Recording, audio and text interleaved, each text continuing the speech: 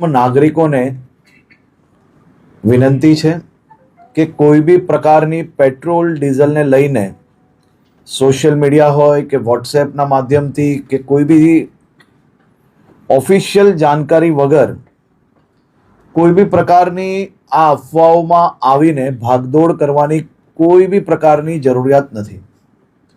રાજ્ય સરકાર અને ખાસ કરીને કેન્દ્ર સરકાર દ્વારા આ જથ્થાઓ અને સપ્લાય માટેનું ડેલી નિરીક્ષણ થાય છે અને રાજ્યને તમામ પેટ્રોલ પંપો પર પેટ્રોલ ડીઝલ માટે પૂરતી વ્યવસ્થાઓ પહોંચી વળે તે માટેની સંપૂર્ણ તૈયારીઓ બી છે.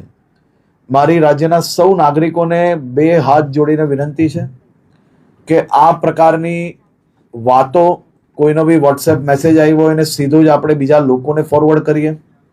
કોઈ બી પ્રકારની જાણકારી વગર સંપૂર્ણ માહિતી વગર પોસ્ટ મૂકીને આપણે આપણી જોડે જોડે હજારો લોકોને કારણ વગરના એમનો સમય વેડફીએ અને સાથે સાથે કોઈ બી પ્રકારે શહેરમાં કે રાજ્યમાં આ પ્રકારની ખોટી માહિતીઓ ફેલાવનાર લોકો પર બી આવનારા દિવસોમાં કડક પગલાં ભરવામાં આવશે.